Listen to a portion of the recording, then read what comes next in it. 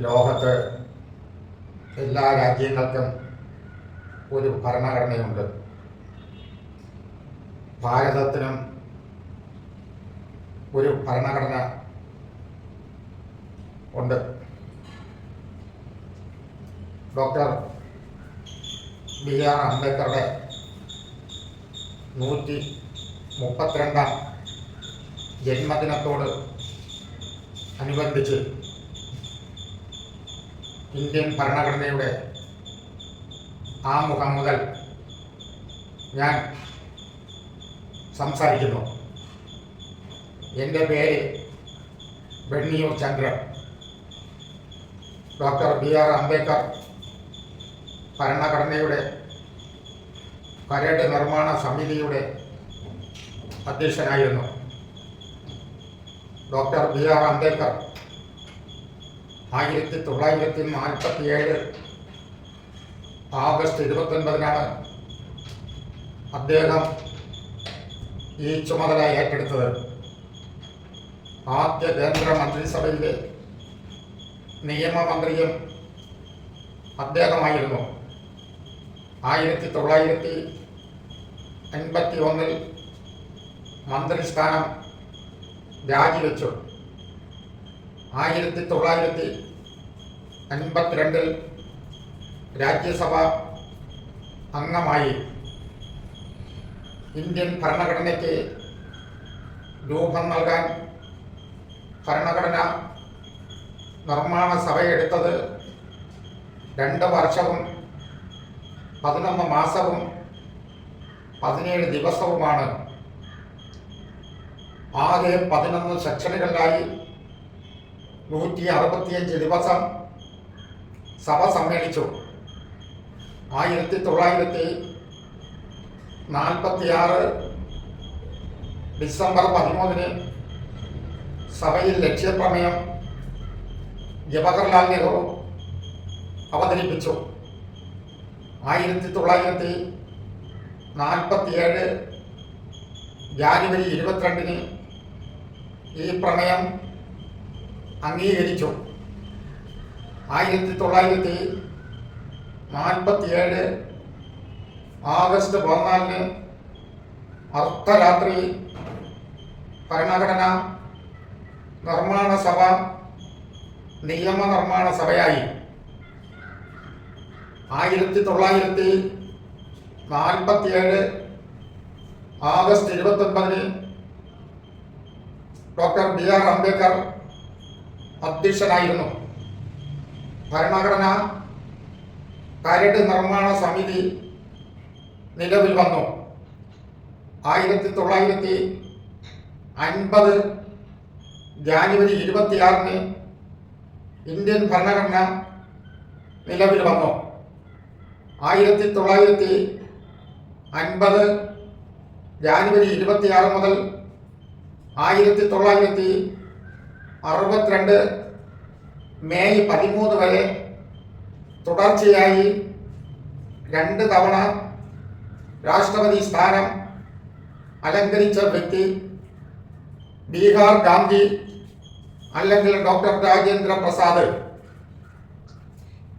Indian ഭരണഘടന നിർമ്മാണ സഭയിലെ മലയാളി അംഗങ്ങൾ തിരുവിതാംകൂറിൽ നിന്ന് 6, കൊച്ചിയിൽ നിന്ന് 1, മദ്രാസ് സംസ്ഥാനത്തിൻ്റെ ഭാഗമായിരുന്ന മലബാറിനെ പ്രതിനിധാനം ചെയ്ത് 9 പേരുമാണ് കേരളത്തിൽ നിന്ന് ഭരണഘടന നിർമ്മാണ സഭയിൽ ഉണ്ടായിരുന്നവർ. ഡോക്ടർ ജോൺ മത്തായി യുണൈറ്റഡ് പ്രൊവിൻസിനെ പ്രതിനിധാനം ചെയ്ത് അങ്ങനെ 17 പേർ. അവരിൽ 3 പേർ വനിതകളാണ്. തിരുവിതാംകൂറിൽ നിന്ന് 6, കൊച്ചിയിൽ നിന്ന് 1, മദ്രാസ് നിന്ന് 9 പേരുമാണ്. തിരുവിതാംകൂറിൽ നിന്ന് Pattom A Thanupillai, R Shankar, P S Natarajapillai, Annie മസ്കറിയും, K M Muhammad, P T Chacko. കൊച്ചിയിൽ നിന്ന് പനമ്പിള്ളി ഗോവിന്ദ മേനവൻ, മദ്രാസിൽ നിന്ന് Ammu Swaminathan, Dakshayani Velayudhan, K Madhava Menon, P Kunhiraman, K T M Ahmed Ibrahim, B Pocker, A K Menon, Abdul Sattar Haji Ishaq Sait, Muhammad Ismail Sahib, doctor John Mathai united province. Indian ഭരണഘടനയ്ക്ക് 395 വകുപ്പുകൾ, 12 പട്ടികകൾ. ഒന്നാം പട്ടിക ഇന്ത്യൻ യൂണിയന്റെ ഭാഗമായ സംസ്ഥാനങ്ങൾ, കേന്ദ്രഭരണ പ്രദേശങ്ങൾ. രണ്ടാം പട്ടിക രാഷ്ട്രപതി, ഉപരാഷ്ട്രപതി, ഗവർണർ, സുപ്രീം കോടതി, ഹൈക്കോടതി ജഡ്ജിമാർ, കംട്രോളർ ആൻഡ് ഓഡിറ്റർ ജനറൽ. മൂന്നാം പട്ടിക സത്യപ്രതിജ്ഞ. നാലാം പട്ടിക ഓരോ സംസ്ഥാനത്തിനും കേന്ദ്രഭരണ പ്രദേശത്തിനുള്ള രാജ്യസഭാ സീറ്റുകളുടെ വിഭജനം. അഞ്ചാം പട്ടിക പട്ടികവർഗ പ്രദേശങ്ങളുടെയും പട്ടികഗോത്രവർഗ പ്രദേശങ്ങളുടെയും ഭരണവും നിയന്ത്രണവും സംബന്ധിച്ച വ്യവസ്ഥകൾ. ആറാം പട്ടിക ആസാം, മേഘാലയ, ത്രിപുര, മിസോറാം എന്നീ സംസ്ഥാനങ്ങളിലെ പട്ടികഗോത്രവർഗ പ്രദേശങ്ങളുടെ ഭരണം സംബന്ധിച്ച വ്യവസ്ഥകൾ. ഏഴാം പട്ടിക നിയമനിർമ്മാണപരമായ അധികാരങ്ങളുടെ വിഭജനം സംബന്ധിച്ച 3 ലിസ്റ്റുകൾ. എട്ടാം പട്ടിക ഭരണഘടന അംഗീകരിച്ച ഔദ്യോഗിക ഭാഷകളുടെ ലിസ്റ്റുകൾ. 9-ാം പട്ടിക ചില ആക്ടുകളുടെയും റെഗുലേഷനുകളുടെയും സാധൂകരണം 1951 ഒന്നാം ഭരണഘടനാ പ്രകാരമാണ് ഭരണഘടനയിൽ ഉൾപ്പെടുത്തിയത്. 10-ാം പട്ടിക കൂറുമാറ്റ നിരോധന നിയമം 1985 52-ാം ഭേദഗതി പ്രകാരമാണ് ഭരണഘടനയിൽ കൂട്ടിച്ചേർത്തത്. 11-ാം പട്ടിക പഞ്ചായത്തിന്റെ അധികാരങ്ങളും ഉത്തരവാദിത്വങ്ങളും 1992 73-ാം ഭേദഗതിയിലൂടെയാണ് ഭരണഘടനയിൽ ഉൾപ്പെടുത്തിയത്. 12-ാം പട്ടിക മുനിസിപ്പാലിറ്റി നഗരപാലിക അധികാരങ്ങളും ഉത്തരവാദിത്വങ്ങളും 1992 74-ാം ഭേദഗതിയിലൂടെയാണ് ഭരണഘടനയിൽ കൂട്ടിച്ചേർത്തത്. ഇന്ത്യൻ ഭരണഘടന ഏറ്റവും കൂടുതൽ കടപ്പെട്ടിരിക്കുന്നത് 1935 ഇന്ത്യ ഗവൺമെന്റ് നിയമത്തോടാണ്. എല്ലാവരോടും നീതിപൂർവകമായ സമീപനം, എല്ലാവർക്കും തുല്യ അവസരം നൽകൽ, പൗരന്മാരോട് ധാർമ്മിക ബോധത്തോട് കൂടിയ സമീപനം, അധസ്ഥിതർക്ക് പ്രത്യേക പരിഗണന തുടങ്ങിയ ആശയങ്ങൾക്ക് കടപ്പാട് ഉപനിഷത്തുകളോടാണ്. കൂടാതെ നിരവധി ആശയങ്ങൾ മറ്റു രാജ്യങ്ങളിലെ ഭരണഘടനകളിൽ നിന്ന് കടം എടുത്തിട്ടുണ്ട്. ബ്രിട്ടനിൽ നിന്ന് കടമെടുത്തത് ഏക പൗരത്വം, നിയമനിർമ്മാണം, നിയമവാഴ്ച, പാർലമെന്ററി ജനാധിപത്യം, പ്രധാനമന്ത്രി, രാഷ്ട്രത്തലവന് നാമമാത്ര അധികാരം, തിരഞ്ഞെടുപ്പ് സംവിധാനം, ക്യാബിനറ്റ് സമ്പ്രദായം, തിരഞ്ഞെടുപ്പ് സംവിധാനം, കൂട്ടുത്തരവാദിത്വം, കമ്മിറ്റി സംവിധാനം, സ്പീക്കർ അദ്ദേഹത്തിന്റെ ചുമതലകളും, ദ്വിമണ്ഡല പാർലമെന്റ്, ഭരണഘടനയിൽ USA സ്വാധീനം, മൗലിക അവകാശങ്ങൾ, ജുഡീഷ്യൽ റിവ്യൂ, ആമുഖം, സ്വതന്ത്ര നീതിന്യായ വ്യവസ്ഥ, സുപ്രീം കോടതി, ഹൈക്കോടതി ജഡ്ജിമാരെ നീക്കം ചെയ്യൽ, പ്രസിഡന്റ്, സായുധ സേനകളുടെ തലവൻ, എല്ലാവർക്കും തുല്യ നിയമ പരിരക്ഷ, ലിഖിത ഭരണഘടന, പ്രസിഡന്റ് എന്ന് തുടങ്ങിയ പേര് സുപ്രീം കോടതിക്ക് ഭരണഘടന വ്യാഖ്യാനം ചെയ്യാൻ അധികാരം, ഭരണഘടകങ്ങൾക്ക് സ്റ്റേറ്റ് എന്ന പേര്, സംസ്ഥാനങ്ങളെ പ്രതിനിധാനം ചെയ്യുന്ന ഉപരിമണ്ഡലം, രാജ്യസഭ, ശക്തമായ കേന്ദ്രത്തോടു കൂടിയ ഫെഡറേഷൻ, കാനഡയിൽ നിന്നും കടമെടുത്തു, യൂണിയൻ സ്റ്റേറ്റ് ലിസ്റ്റുകൾ, കാനഡയിൽ നിന്ന് കടമെടുത്തു, കേന്ദ്രത്തിന് അവശിഷ്ട അധികാരങ്ങൾ, കാനഡയിൽ നിന്നും കടമെടുത്തു, അനുച്ഛേദം 356 അടിയന്തരാവസ്ഥ കടമെടുത്തത് ജർമ്മനിയിൽ നിന്ന്, ഭരണഘടന ഭേദഗതി എന്ന ആശയം കടമെടുത്തത് ദക്ഷിണാഫ്രിക്കയിൽ നിന്ന്, മൗലിക കർത്തവ്യങ്ങൾ കടമെടുത്തത് USSR മുൻ റഷ്യയിൽ നിന്ന്, രാഷ്ട്ര നിർദ്ദേശക തത്വങ്ങൾ കടമെടുത്തത് അയർലാൻഡിൽ നിന്ന്, തിരഞ്ഞെടുക്കപ്പെട്ട രാഷ്ട്രത്തലവൻ കടമെടുത്തത് അയർലാൻഡിൽ നിന്ന്, സ്വാതന്ത്ര്യം, തുല്യത, സാഹോദര്യം, റിപ്പബ്ലിക് കടമെടുത്തത് ഫ്രാൻസിൽ നിന്ന്,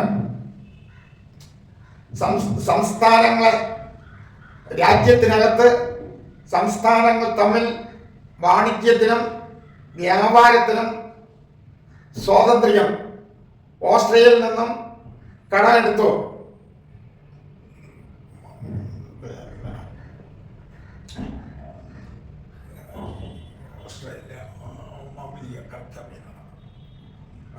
പ്രസിഡന്റിനെ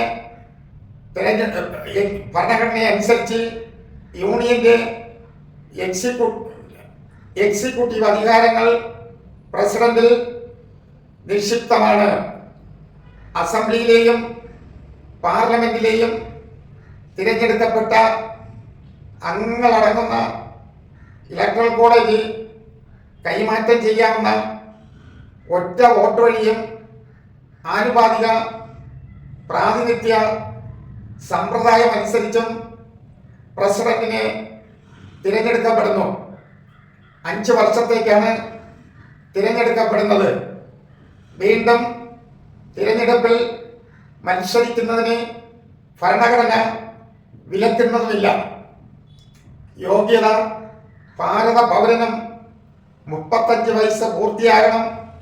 ലോകസഭയിലേക്ക് മത്സരിക്കാൻ കഴിവുള്ള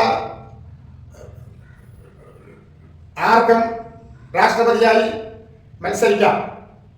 കേന്ദ്ര സംസ്ഥാന സർക്കാരുകളുടെ നിയന്ത്രണത്തിലുള്ള എല്ലാ അധികാര സ്ഥാപനങ്ങളുടെയും കീഴിൽ ആദായകരമായ പദവികൾ വഹിക്കുകയും ചെയ്യാത്ത ആർക്കും രാഷ്ട്രപതിയായി മത്സരിക്കാം. മൗലിക കർത്തവ്യങ്ങൾ ഭരണഘടനയെ അനുസരിക്കുകയും അതിൻ്റെ ആദർശങ്ങളെയും സ്ഥാപനങ്ങളെയും ദേശീയ ഗാനത്തെയും ആദരിക്കുകയും ചെയ്യുക. ദേശീയ പ്രസ്ഥാനത്തിന് പ്രയോജനമേകിയ മഹനീയ ആദർശങ്ങളെ പരിപോഷിപ്പിക്കുകയും പിന്തുടരുകയും ചെയ്യുക. രാജ്യത്തിൻ്റെ പരമാധികാരവും ഐക്യവും അഖണ്ഡതയും കാത്തു സൂക്ഷിക്കുക. ജാതി, മതം, ഭാഷ, പ്രാദേശികത, വിഭാഗീയത എന്നിവയിൽ അധിഷ്ഠിതമായ വൈവിധ്യങ്ങൾക്കതീതമായി ജനങ്ങളിൽ സൗഹാർദ്ദവും സാഹോദര്യവും ഊട്ടി ഉറപ്പിക്കുക. നമ്മുടെ സമ്മിശ്ര സംസ്കാരമായ പാരമ്പര്യത്തെ വിലമതിക്കുകയും നിലനിർത്തുകയും ചെയ്യുക. പരിസ്ഥിതി സംരക്ഷിക്കുകയും ജീവികളോട് കാരുണ്യം കാണിക്കുകയും ചെയ്യുക. ശാസ്ത്രീയ കാഴ്ചപ്പാടും മാനവികതയും അന്വേഷണത്തിനും പരിഷ്കരണത്തിനുമുള്ള മനോഭാവം വളർത്തുക. പൊതു സ്വത്ത് സംരക്ഷിക്കുകയും അക്രമം ഉപേക്ഷിക്കുകയും ചെയ്യുക. രാഷ്ട്ര പുരോഗതിക്ക് ഉതകും വിധം വ്യക്തിപരവും കൂട്ടായതുമായ പ്രവർത്തനത്തിൻ്റെ ഉത്കൃഷ്ടതയ്ക്ക് വേണ്ടി യത്നിക്കുക. 6 വയസ്സിനും 14 വയസ്സിനും മധ്യേയുള്ള കുട്ടികൾക്ക് മാതാപിതാക്കൾ വിദ്യാഭ്യാസം ലഭ്യമാക്കുക. പ്രസിഡന്റിനെ മാറ്റുന്ന വിധം ഇംപീച്ച്മെന്റിലൂടെയാണ്. ഭരണഘടന ലംഘനം മാത്രമാണ് ഇതിനുള്ള ഒരേ ഒരു കാരണം. ഈ വിധം ആരോപണം അടങ്ങുന്ന പ്രമേയം പാർലമെന്റിന്റെ ഏതെങ്കിലും ഒരു സഭയിൽ അതിലെ 4 അംഗങ്ങൾ ഒപ്പിട്ട് 14 ദിവസത്തെ മുൻകൂർ നോട്ടീസ് നൽകിയതിനു ശേഷം അവതരിപ്പിക്കണം. പ്രസ്തുത സഭ അതിൻ്റെ മൊത്തം അംഗസംഖ്യ 3/2 ഭൂരിപക്ഷത്തോടെ പ്രമേയം പാസാക്കുന്ന പക്ഷം അവതരിപ്പിക്കണം.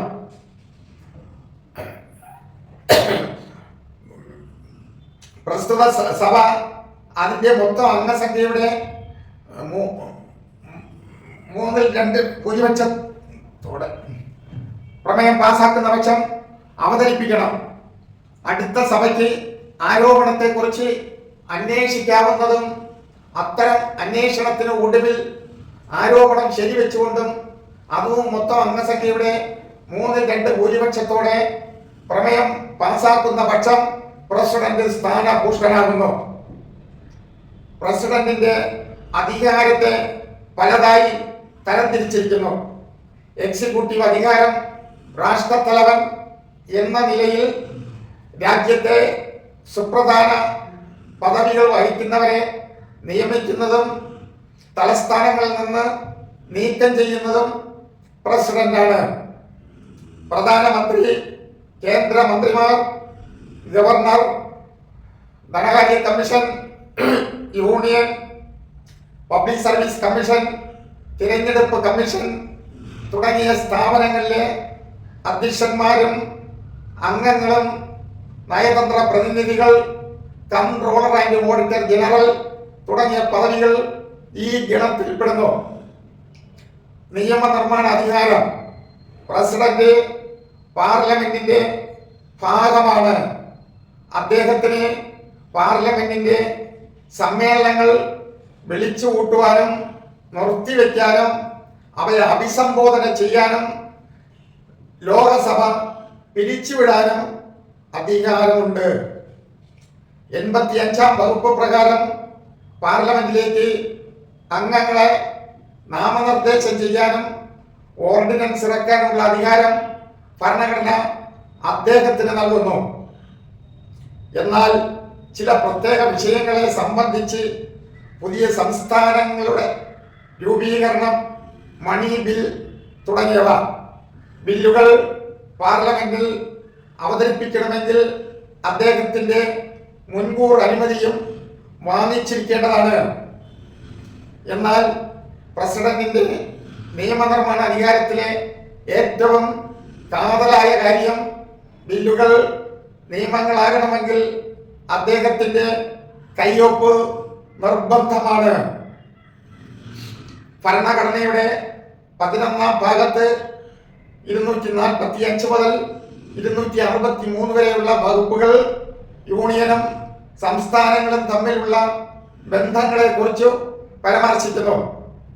246-ാം വകുപ്പ് നിയമനിർമ്മാണപരമായ അധികാരങ്ങളുടെ 3 ലിസ്റ്റുകളെ കുറിച്ച് പ്രതിപാദിക്കുന്നു.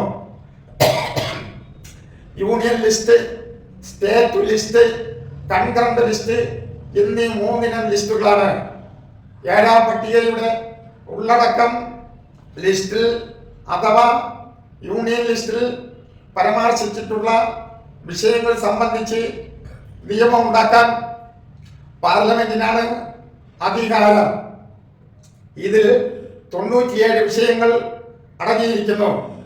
രാജ്യത്തെ മർമ്മപ്രധാനമായ വകുപ്പുകൾ ഇതിൽ ഉൾപ്പെടുന്നു. ലിസ്റ്റ് 2-ൽ അഥവാ സംസ്ഥാന ലിസ്റ്റിൽ, സ്റ്റേറ്റ് ലിസ്റ്റിൽ പരാമർശിച്ചിട്ടുള്ള വിഷയങ്ങളിൽ നിയമം ഉണ്ടാക്കാൻ സംസ്ഥാന നിയമനിർമ്മാണ മണ്ഡലത്തിനാണ് അധികാരം. ഇതിൽ 66 വിഷയങ്ങൾ അടങ്ങിയിരിക്കുന്നു. ലിസ്റ്റ് 3-ൽ അഥവാ സമവാക്യ ലിസ്റ്റിൽ, സ്റ്റേറ്റ് ലിസ്റ്റിൽ പരാമർശിച്ചിട്ടുള്ള വിഷയങ്ങളിൽ നിയമം ഉണ്ടാക്കാൻ പാർലമെന്റിനും സംസ്ഥാന നിയമനിർമ്മാണ മണ്ഡലത്തിനും അധികാരമുണ്ട്. ഈ സംയുക്ത പട്ടികയിൽ 47 വിഷയങ്ങൾ അടങ്ങിയിരിക്കുന്നു. സ്റ്റേറ്റ് ലിസ്റ്റിലോ കൺകറന്റ് ലിസ്റ്റിലോ എണ്ണിപ്പറഞ്ഞിട്ടില്ലാത്ത ഏതെങ്കിലും വിഷയങ്ങൾ സംബന്ധിച്ച് നിയമം ഉണ്ടാക്കാൻ അധികാരമുള്ളത് പാർലമെന്റിനാണ്. ജുഡീഷ്യൽ 72-ാം വകുപ്പനുസരിച്ച് രാഷ്ട്രപതിക്കാണ്. കോടതികൾ, പട്ടാള കോടതികൾ ഉൾപ്പെടെ നൽകുന്ന ശിക്ഷകൾ, മരണശിക്ഷ ഉൾപ്പെടെ നിർത്തിവെക്കാനും ഇളവ് ചെയ്യാനും മാപ്പ് നൽകാനും പ്രസിഡന്റിന് അധികാരമുണ്ട്. സുപ്രീം കോടതി, ഹൈക്കോടതി ജഡ്ജിമാരെ നിയമിക്കുന്നത് പ്രസിഡന്റാണ്. സൈനിക അധികാരം രാഷ്ട്രപതിക്കാണ്. ഇന്ത്യയുടെ സർവ്വസൈന്യാധിപൻ എന്ന നിലയ്ക്ക് സേനാ മേധാവികളെ നിയമിക്കാനുള്ള അധികാരവും പ്രസിഡന്റിൽ നിക്ഷിപ്തമാണ്. എന്നാൽ സർവ്വസൈന്യാധിപൻ എന്ന നിലയ്ക്ക് അദ്ദേഹത്തിന്റെ എല്ലാ അധികാരങ്ങളും പാർലമെന്റ് പാസാക്കുന്ന നിയമങ്ങൾക്ക് വിധേയമായതും. അടിയന്തര അധികാരങ്ങൾ, അടിയന്തര ഘട്ടങ്ങൾ തരണം ചെയ്യാൻ ചില അടിയന്തര അധികാരങ്ങളും രാഷ്ട്രപതിക്കുണ്ട്. 3 തരം അടിയന്തര അവസ്ഥകളാണ് ഭരണഘടന വിഭാവന ചെയ്യുന്നത്. ദേശീയ അടിയന്തര അവസ്ഥ 352 യുദ്ധം, വിദേശാക്രമണം, സായുധ കലാപം തുടങ്ങിയ കാരണങ്ങളാൽ രാജ്യത്തിന്റെയോ അതിന്റെ ഏതെങ്കിലും ഒരു ഭാഗത്തിന്റെയോ സുരക്ഷിതത്വം ഭേദഗതി വന്നാൽ പ്രഖ്യാപിക്കാവുന്നതാണ്. എന്നാൽ ഇതിന് തുടക്കത്തിൽ 1 മാസത്തിനുള്ളിലും തുടരാൻ ആഗ്രഹിക്കുന്ന പക്ഷം ഓരോ 6 മാസ ഇടവേളകളിലും പാർലമെന്റിന്റെ അംഗീകാരം വാങ്ങിച്ചിരിക്കേണ്ടതാണ്. ഇത്തരമൊരു പ്രഖ്യാപനം നിലവിലിരിക്കുമ്പോൾ കേന്ദ്ര ഗവൺമെന്റിന് സംസ്ഥാനങ്ങളുടെ നിയമനിർമ്മാണം, കാര്യനിർവഹണം എന്നിവയിൽ പൂർണ്ണ നിയന്ത്രണം ഉണ്ടാവുന്നു. മാത്രമല്ല 21, 22 വകുപ്പുകളിൽ പറഞ്ഞിരിക്കുന്നവ ഒഴികെ പൗരന്റെ മറ്റു മൗലിക അവകാശങ്ങൾ നടപ്പിലാക്കാനുള്ള സന്ദർഭങ്ങളിൽ പ്രസിഡന്റിന് സസ്പെൻഡ് ചെയ്യാവുന്നതാണ്. ഇതുവരെ 3 പ്രാവശ്യമാണ് അടിയന്തരാവസ്ഥ പ്രഖ്യാപിച്ചിട്ടുള്ളത്. 1962, 1971, 1975.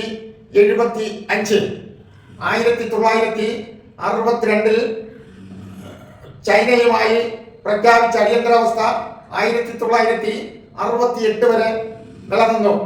1971 പാകിസ്ഥാനുമായുള്ള അടിയന്തരാവസ്ഥ, 1975 ആഭ്യന്തര പ്രശ്നമായി അടിയന്തരാവസ്ഥ പ്രഖ്യാപിച്ചു.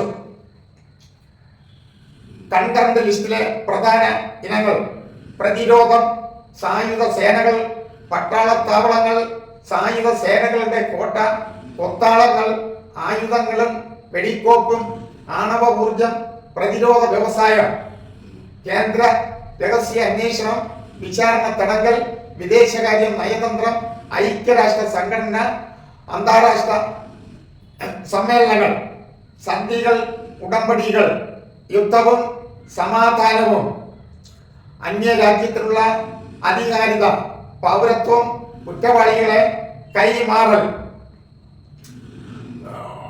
പാസ്പോർട്ട്, വിസ, കുടിയേറ്റം, രാജ്യത്തിന് പുറത്തേക്കുള്ള തീർത്ഥാടനം, അന്താരാഷ്ട്ര നിയമങ്ങൾക്ക് എതിരായ കുറ്റങ്ങൾ, റെയിൽവേ, ദേശീയ രാജപാതകൾ, ദേശീയ ജലമാർഗങ്ങൾ, ഷിപ്പിങ്ങും നാവിഗേഷനും, ദീപസ്തംഭങ്ങൾ, ലൈറ്റ് ഹൗസ്, വൻകിട തുറമുഖങ്ങൾ, നാവിക ആശുപത്രികൾ, വ്യാപാരം, ചരക്കു നീക്കം, തപാൽ, ടെലിഫോൺ സംപ്രേഷണം, പൊതുകടം, കറൻസി, നാണയ നിർമ്മാണം, വിദേശ വായ്പ, reserve bank, post office, saving, insurance, bank, insurance,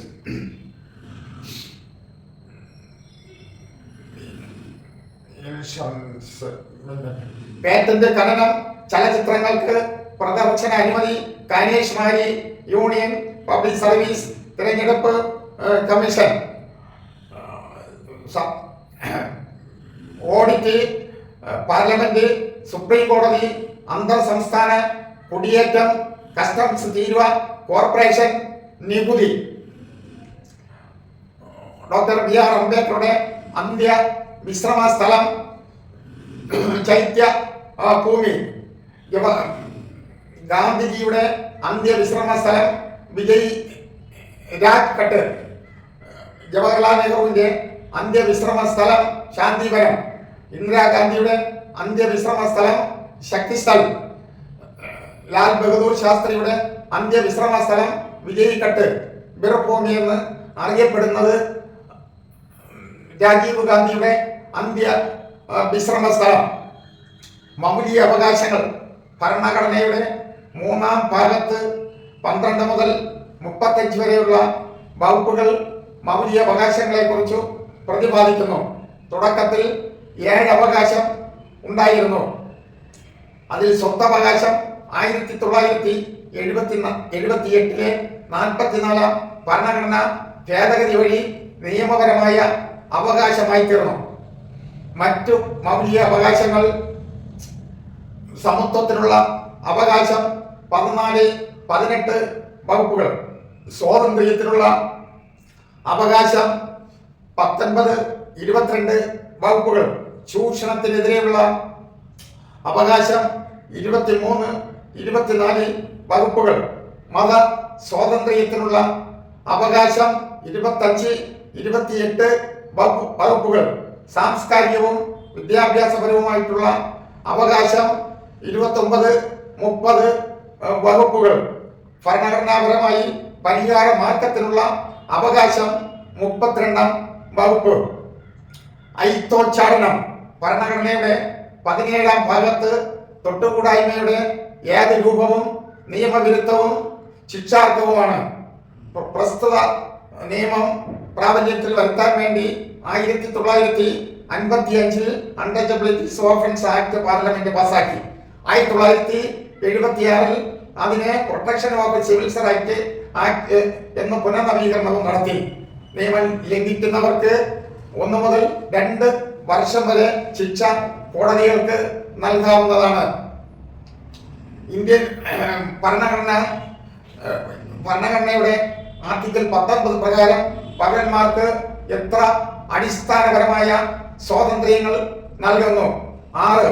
article 19 പ്രകാരം നൽകുന്ന സ്വാതന്ത്ര്യങ്ങൾ അഭിപ്രായ പ്രകടന സ്വാതന്ത്ര്യം, സമ്മേളനം ചേരാനുള്ള സ്വാതന്ത്ര്യം, സംഘടനകൾ രൂപവത്കരിക്കാനുള്ള സ്വാതന്ത്ര്യം, സഞ്ചാര സ്വാതന്ത്ര്യം, ഇന്ത്യയിൽ എവിടെയും വസിക്കാനുള്ള സ്വാതന്ത്ര്യം, തൊഴിൽ സ്വാതന്ത്ര്യം. ഇന്ത്യക്ക് ബ്രിട്ടനിൽ നിന്നും അവസാനമായി പാസാക്കിയ നിയമം 1947 ഇന്ത്യൻ ഇൻഡിപെൻഡൻസ് ആക്ട്.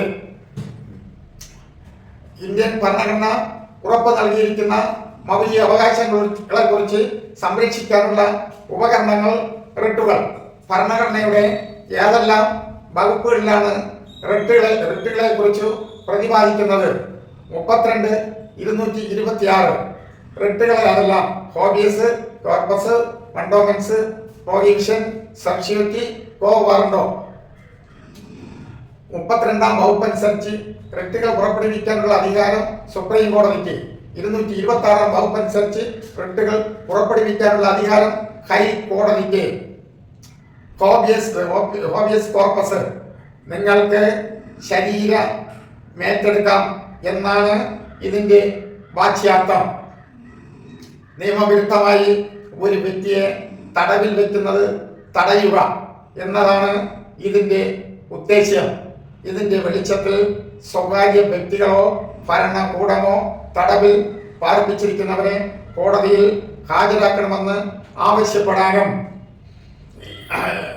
അത്തരം തടവുകൾ നിയമവിധേയമാണോ എന്ന് പരിശോധിക്കാനും അതിന് അധികാരമുണ്ട്. മണ്ടോമെൻസ് ആജ്ഞ എന്നാണ് ഈ വാക്കിന്റെ അർത്ഥം. തങ്ങളിൽ നിക്ഷിപ്തമായിരിക്കുന്ന കർത്തവ്യം നിറവേറ്റാൻ വിസമ്മതിക്കുന്ന സർക്കാർ ഉദ്യോഗസ്ഥന്മാരോടും കീഴ്ക്കോടതികളോടും അത് നിർവഹിക്കണമെന്ന് ആവശ്യപ്പെടാനുള്ള അധികാരമാണ് മണ്ടോമെൻസ് ഉന്നത നീതിപീഠങ്ങൾക്ക് നൽകുന്നത്. എന്നാൽ ചില സ്വകാര്യ വ്യക്തികൾ, പ്രസിഡന്റ്, ഗവർണർ എന്നിവർക്കെതിരെ പുറപ്പെടുവിക്കാനാവില്ല. പ്രൊഹിബിഷൻ.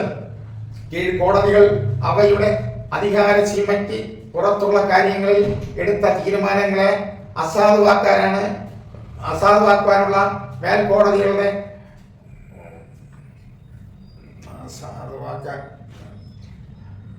മേൽക്കോടതികളെ ഏൽപ്പിച്ചിരിക്കുന്നു.